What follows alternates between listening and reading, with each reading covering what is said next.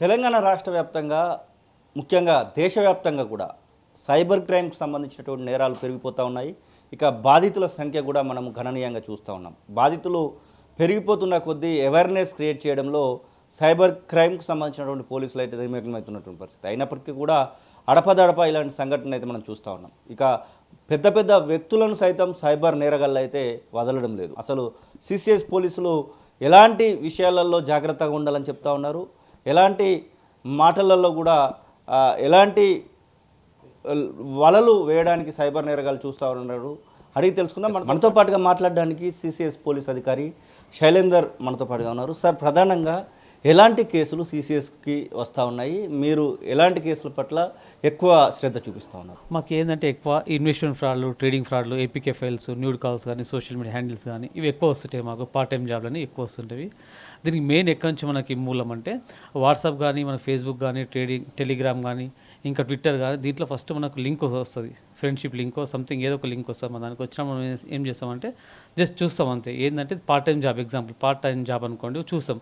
Part time job చూసి లేకపోతే ఏంటంటే మనకు ఒకసారి క్లిక్ కొట్టేస్తే మన వాట్సాప్ గ్రూప్లో ఆటోమేటిక్గా మన నెంబర్ ఏంటంటే వాళ్ళ దాంట్లో యాడ్ అయిపోతుంది సైమల్టేనియస్. అదేవిధంగా ట్రేడింగ్ ఒకసారి మనం ఓకే చేసిన ఒక వాట్సాప్ గ్రూప్ స్పెషల్గా ఉంటుంది. ట్రేడింగ్ కానీ, పార్ట్ టైం జాబ్ కానీ, ఇన్వెస్ట్మెంట్ ఫ్రాడ్ కానీ ఒక గ్రూప్ ఉంటుంది. ఆ గ్రూప్లో మనం ఏమైతే ఉంటే యాడ్ అయిపోతాం ఆటోమేటికల్లీ. అయినప్పుడు ఏమిటంటే రోజు డైలీ వారి కమ్యూనికేషన్ ఏముంటుందంటే ఇంత మనం పెడుతున్నాం ఇన్వెస్ట్మెంట్, ఇంత లాభం వస్తుంది, లేదంటే మేము ఇంత పార్ట్ టైం జాబ్ చేస్తున్నాం డైలీ వైజ్గా ఇంత చేస్తే ఇంత లాభం వస్తుంది.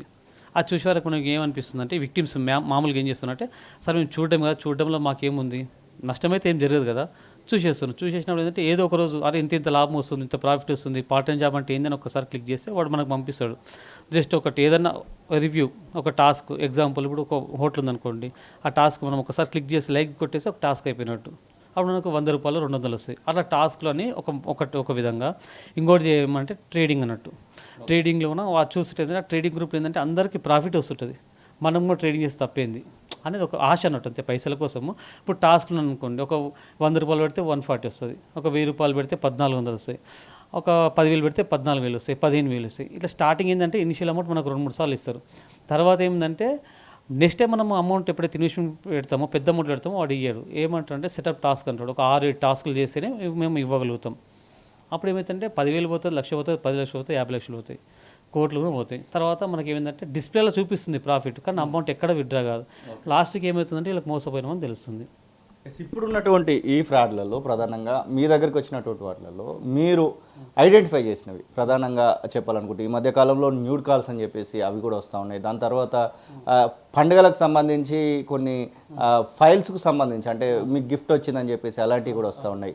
మీరు కూడా చాలా వరకు ఇలాంటి కేసులను చూస్తూ ఉంటారు. మీకు తెలిసి అలాంటి అసలు ఎక్కడి వరకు ఆ డబ్బులు పోతున్నాయంటే దానికి ఏమన్నా సమాధానం దొరుకుతుంది అసలు? అవునండి, న్యూడ్ కాల్స్ అంటే ఏముండదండి. ఇప్పుడు నాకు చాలా చూసినాం కదా. ఫస్ట్ ఏంటంటే ఫేస్బుక్లో ఫ్రెండ్షిప్ పెడతారు.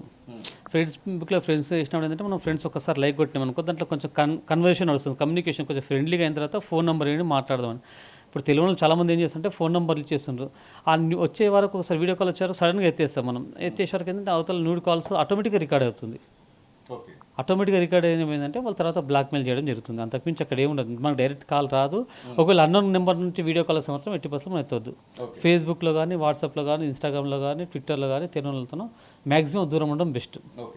ఏపీకే ఫైల్స్కు సంబంధించి ఈ మధ్యకాలంలో ప్రధానంగా సీఎంఓకి సంబంధించినటువంటి కొన్ని గ్రూప్లను కూడా హ్యాక్ చేసినటువంటి సందర్భాలు చూస్తాను. ఏపీకే ఫైల్స్కు సంబంధించి చెప్పాలనుకుంటే అసలు ఏపీకే ఫైల్ ఓపెన్ చేస్తే ఏం జరుగుతుంది అనేది చెప్పడానికి సార్ ఇప్పుడు చెప్పడం కన్నా చూపిస్తా, ఒకసారి చూడండి సార్. ఎగ్జాంపుల్ ఇప్పుడు ఇది ఉందా, ఎగ్జాంపుల్ ఏపీకే అనేది .apk అంటే ఇది ఏమన్నట్టు ఫ్రాడ్ అన్నట్టు. ఫ్రాడ్ ఏపీకే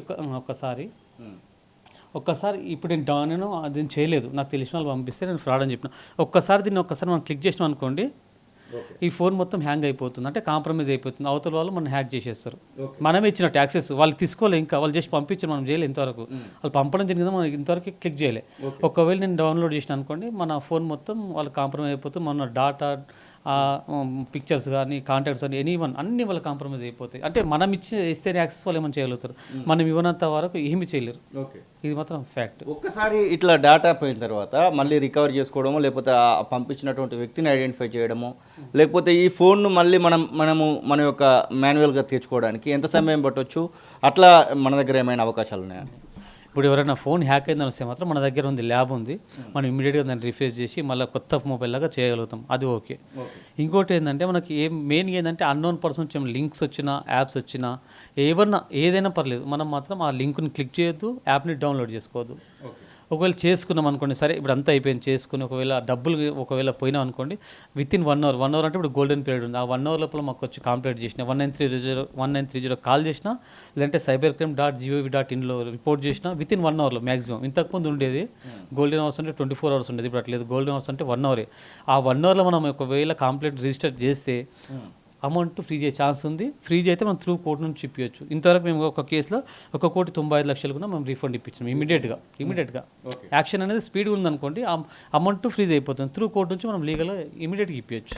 అసలు ఈ అకౌంట్లో తీసుకున్నటువంటి, ఫర్ ఎగ్జాంపుల్ నేను నా మొబైల్ నుంచి వెళ్ళి కొంత అమౌంట్ కొడితే ఆ అమౌంట్ ఇక్కడికి పోతుంది, ఈ డెస్టినేషన్ పోతుందని ఐడెంటిఫై ఏమైనా చేయగలుగుతున్నారా మీరు? అసలు చేసినాం, చాలా చేసినాం. ఇప్పుడు మనము బ్యాంక్ మేనేజర్తో నోడల్తో మాట్లాడి ఆ నోటీసులు పెట్టి ఎక్కడి నుంచి ఎక్కడ అమౌంట్ పోతుంది అది పట్టుకోగలుగుతున్నాం. చాలా వరకు ఫారెన్ అకౌంట్స్ ఉన్నాయి అంటున్నారు. ఫారెన్ అకౌంట్స్ ఇండియన్ మరి కూడా ట్రాన్సాక్షన్ జరుగుతున్నాయి అంటున్నారు, కొన్ని ఫేక్ అకౌంట్స్ అంటా ఉన్నారు. అసలు వీటి విషయంలో చెప్పాలనుకుంటే ఫేక్ అకౌంట్ అంటే ఏం లేదండి, ఇప్పుడు మనం పోయి పట్టుకుంటాం కదా, ఆ ఫేక్ అకౌంట్ అంటే ఏముండదు. అకౌంట్ ఏంటంటే మనకి 5,000కు 10,000కు అమ్ముకోవడం జరుగుతుంది. ఈ ఇంటర్మీడియట్స్ ఉంటారు, మళ్ళీ వాళ్ళని పట్టుకొని ఎవరెవరిని పట్టుకుంటామని ఇన్వెస్టిగేషన్ చేసుకుని ఒకరిని పట్టుకుంటూ పోవాలి అంతే, చైన్లో. అంతే. అంటే ఒకరి అకౌంట్ను ఒకరు వాడుతున్నారని చెప్తా ఉన్నారా మీరు? అంతే అండి. ఫైనల్గా మీరు ఇప్పటి వరకు చేంజ్ చేసినటువంటి వాటిలలో ఈ ఇంటర్ స్టేట్స్లో ఎక్కడి వరకు పోయి తెలంగాణ పోలీసులు ఐడెంటిఫై చేయడం జరిగింది ఇలాంటి కేసులు ప్రధానంగా? మ్యాక్సిమం ఇంటర్మీడియట్స్ మేము పట్టుకోగలిగాం. రాజస్థాన్ కానీ, మన గుజరాత్ కానీ, ఢిల్లీ కానీ, బీహార్ కానీ చాలా వరకు పట్టుకున్నాం. ఇంటర్మీడియట్స్ పట్టుకున్నాం. కొన్ని దాంట్లో మెయిన్ అక్యూజ్లను పట్టుకోవడం జరిగింది. కొంతమంది ఏమవుతుందంటే మెయిన్ అక్యూజులు వేరే దేశంలో ఉన్నారని ఐపీస్ వస్తున్నాయి మనకు. చాలా మంది ఐపీస్ వచ్చినప్పుడు మరి వారి గురించి ఎట్లా వర్కౌట్ చేస్తున్నాం అండి, అయిపోతుంది. ఇప్పటివరకు ఎన్ని కేసులు నమోదై ఉండొచ్చు సార్ మన CCSలో మీకున్నటువంటి అవగాహన మేరకు? అంటే ఈ ఇయర్లోనా లాస్ట్ ఇయర్ ఉంటుంటాం మొత్తం మీద ఈ 2024, 25, 25, 26 ఇప్పటి వరకు ఎవ్రీ ఇయర్లో మనకు 2-3 వేల వరకు కేసులు నమోదవుతున్నాయి. ఇప్పుడు ఈ మంత్ తీసుకున్నా ఇప్పటికే మనకు 50 వరకు అట్లా వచ్చేసినాయి. ప్రధానంగా ఏ ప్లాట్ఫామ్కి సంబంధించినటువంటి కేసులు అనుకోవచ్చు? ఫ్రాడ్ అంటే మ్యాక్సిమం ఇప్పుడు హెడ్స్ ఏమొస్తుందంటే మ్యాక్సిమం ఇన్వెస్ట్మెంట్ ఫ్రాడ్. ఇన్వెస్ట్మెంట్ అంటే ట్రేడింగ్ అన్నా, పార్ట్ టైం జాబ్ అన్నా, ఏదైనా ఇన్వెస్ట్మెంట్ కింద వస్తుంది మనకు. ఇంకా ఏపీకే ఫైల్ మెయిన్. ఇప్పుడు ఏంటంటే ఏపీకే ఫైల్ కూడా ఇంతకుముందు చెప్పిన కదా, ఆ డౌన్లోడ్ చేయడం, డబ్బులు వేపించుకోవడం, ఇదొకటి. మీరు చెప్పినట్టు సోషల్ మీడియా ఏమైనా ఉంటే అవి హరాస్మెంట్లు అవి ఒకటి బాగున్నాయి. ఇవి మా మ్యాక్సిమం ఇప్పుడు జరుగుతున్న క్రైమ్స్ ఇవి. సోషల్ మీడియా వాడేటువంటి వాళ్ళకి మీరు ఇచ్చేటువంటి సలహా, ఈ చాలా వరకు కూడా ఇలాంటి ఫ్రాడ్ల నుంచి బయటికి పోవాలనుకుంటే మీరు ఇచ్చేటువంటి సలహాలు, సూచనలు ఏమైనా ఉంటాయి? మెయిన్గా సోషల్ మీడియా ఏంటంటే, సోషల్ మీడియా అందరం వాడతాం. ఇప్పుడు ఫేస్బుక్ కానీ, ఇన్స్టాగ్రామ్, ట్విట్టర్ అందరం వాడుతున్నాం. వాడిన తర్వాత వాడాలి. ఒకవేళ మనకు తెలియని ఏవైనా ఫ్రెండ్ మెసేజ్లు, లింకులు ఏమైనా ఫ్రెండ్ రిక్వెస్ట్లు వచ్చినా ఏమొచ్చినా ఒకటికి 2 సార్లు మనం రిఫ్రెష్ చేసుకోవాలి. మనకు అవసరం, మనకు నీడ్ ఉంది, మనకు తెలిసిన వాళ్ళు అంటేనే మనం ఫ్రెండ్షిప్ చేసుకోవాలి. కొత్త వాళ్ళు మాత్రం అస్సలు నమ్మకండి, వాళ్ళని ఫ్రెండ్షిప్ చేసుకోకండి. ఇది మాత్రం ఖచ్చితం.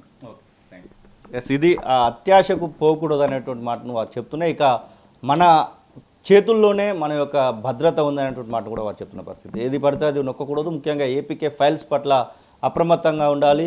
ఏదైతే అజ్ఞాతమైనటువంటి వ్యక్తుల నుంచి వచ్చేటువంటి ఫ్రెండ్ రిక్వెస్ట్ల మధ్య కూడా జాగ్రత్తగా ఉండాలనేటువంటి మాటను అయితే వారు చెప్తున్న పరిస్థితి. కెమెరా పర్సన్ అజర్తో శ్రీనివాస్, తొలి వెలుగు, హైదరాబాద్. అసలైన తొలి వెలుగు.